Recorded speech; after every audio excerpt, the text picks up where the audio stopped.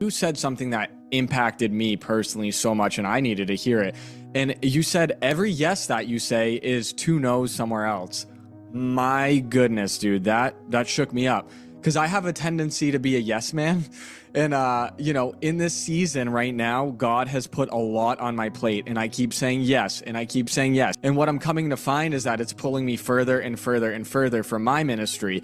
I've been only saved for a year, and sometimes I have to pinch myself that God's putting me in this position because sometimes I don't feel qualified. Is there anything that you do that helps you kind of manage all that responsibility? Well, you said something real quickly, and I'll answer that. You said, God, you're not qualified. You're only a year. I've come to realize, though I was called between 16 and 17, I wasn't qualified. I wasn't qualified at 25. I'm 39 years old. I'm not qualified at 39. But God is going to qualify the called.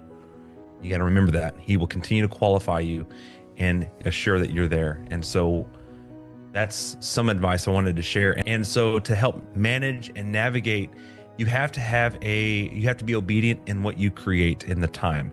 God has given you the liberty to create your day. You have the freedom to wake up when you want, go to bed when you want, and what you do in that meantime is what God has given you the liberty to do so. And practicing spiritual disciplines is highly important. You cannot begin a day, you cannot end a day without prayer.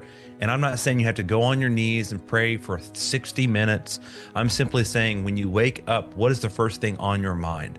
Is it God or is it something of the world? And if it's not something of God, then you know that there's some disciplines in your life that you need to start sorting out and start working on. Spiritual disciplines only just prepare you and align you where God wants you to be at.